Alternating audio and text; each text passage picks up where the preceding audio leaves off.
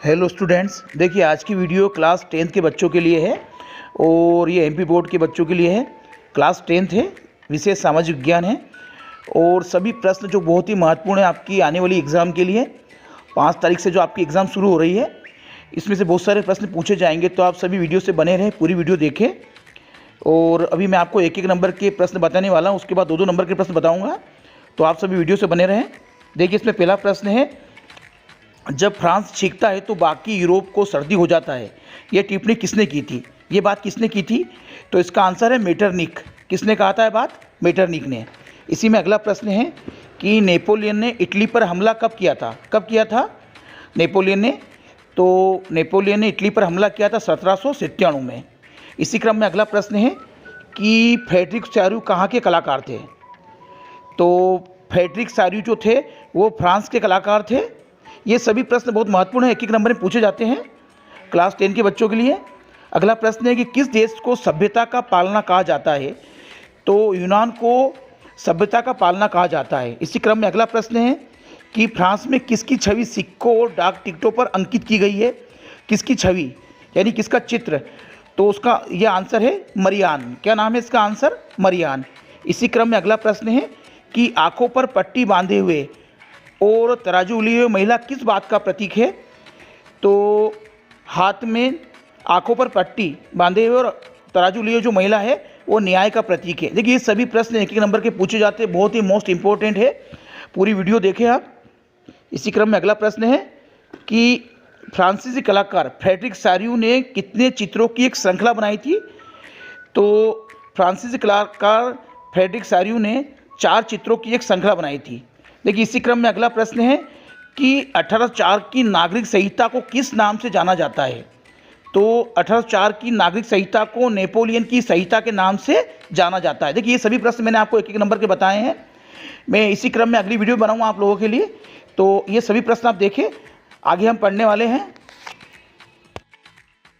देखिए मैं आपको 2-2 अंक के प्रश्न बताने वाला हूँ जो कि बहुत ही महत्वपूर्ण है। तो इसमें जो प्रश्न 9वां है कि निरंकुशवाद से क्या आशा है या इसका अर्थ क्या होता है? तो निरंकुशवाद ऐसी सरकार या शासन व्यवस्था होती है जिसकी सत्ता पर किसी प्रकार का कोई नियंत्रण नहीं होता है। ऐसी राजशाही सरकारों को निरंकुश सरकार कहा जाता है। इसी क्रम में अगला प्रश्न है कि फ्रेडरिक चार्यू कौन था? तो फ्रेडरिक चार्यू एक फ्रांसीसी कलाकार था जिसने 1848 में 4 चित्रों की एक श्रृंखला बनाई थी। कितने चित्रों की? 4 चित्रों की। इसी क्रम में अगला प्रश्न है कि जनमत संग्रह का क्या अर्थ होता है? तो जनमत संग्रह जो होता है एक प्रत्यक्ष मतदान होता है ना। इसी क्रम में अगला प्रश्न है कि रूढ़िवाद से क्या आशय है? तो रूढ़िवाद ऐसा राजनीतिक दर्शन है जो परंपरा स्थापित संस्थानों और रिवाजों पर जोर देता है। इसी क्रम में अगला प्रश्न है कि उदारवाद का अर्थ बताइए। तो उदारवाद का जो अर्थ होता है वो होता है व्यक्ति के लिए आज़ादी और कानून के समक्ष सबकी बराबरी। देखिए इसी क्रम में अगला प्रश्न, ये सभी 2-2 नंबर के बहुत ही महत्वपूर्ण है।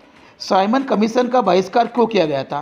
तो साइमन कमीशन का बहिष्कार इसलिए किया गया था क्योंकि इसमें सभी सदस्य अंग्रेज थे और भारतीयों का इसमें कोई प्रतिनिधि नहीं था, इसलिए साइमन कमीशन का विरोध किया गया था। देखिए इसी क्रम में अगला प्रश्न है कि रोलेट एक्ट क्या था? तो रोलेट एक्ट ऐसा कानून था जो 1919 में पारित हुआ था। रोलेट एक्ट का प्रमुख उद्देश्य क्या था? राष्ट्रीय आंदोलनों को कुचलना था। इसी क्रम में अगला प्रश्न है कि बहिष्कार से क्या आशय या अर्थ है? क्या होता है बहिष्कार का मतलब? तो बहिष्कार का अर्थ होता है किसी के साथ संपर्क रखने और जुड़ने से इनकार करना या चीज़ों की खरीद और प्रयोग से मना करना या इनकार करना। देखिए इसी क्रम में अगला प्रश्न है कि पिकेटिंग का क्या अर्थ है? तो पिकेटिंग जो होता है वो विरोध करना या प्रदर्शन करना होता है। एक ऐसा स्वरूप है जिसमें लोग किसी दुकान, फैक्ट्री या दफ्तर के भीतर जाने का रास्ता रोक लेते हैं या वो प्रदर्शन करते हैं, विरोध करते हैं। देखिए अगला प्रश्न बहुत महत्वपूर्ण है कि गिरमिटिया मजदूर किन्हें कहा जाता था? तो औपनिवेशिक शासनकाल के दौरान बहुत सारे लोगों को कार्य करने के लिए यानी मजदूरी करने के लिए फिजी, गयाना, वेस्ट इंडीज आदि स्थानों पर मजदूर के रूप में यानी एग्रीमेंट के तहत ले जाया गया था, जिन्हें बाद में गिरमिटिया मजदूर कहा जाने लगा। देखिए इसी में अगला प्रश्न है कि कॉर्नला क्या था? तो कॉर्नला जो था, ब्रिटेन सरकार ने बड़े भूस्वामियों के दबाव में सरकार ने मक्का के आयात पर पाबंदी लगा दी थी, उन्हें कॉर्नला कहा जाता था। देखिए अगला प्रश्न है इसमें कि आयात शुल्क यानी टैरिफ से क्या आशय है? इसका क्या अर्थ होता है? तो आयात शुल्क किसी दूसरे राज्य से आने वाली चीज़ों पर वसूल किया जाने वाला शुल्क है। यह कर या शुल्क उस जगह लिया जाता है जहाँ से वस्तु देश में आती है, अर्थात सीमा पर, बंदरगाह पर, हवाई अड्डे पर। इसे आयात शुल्क कहते हैं।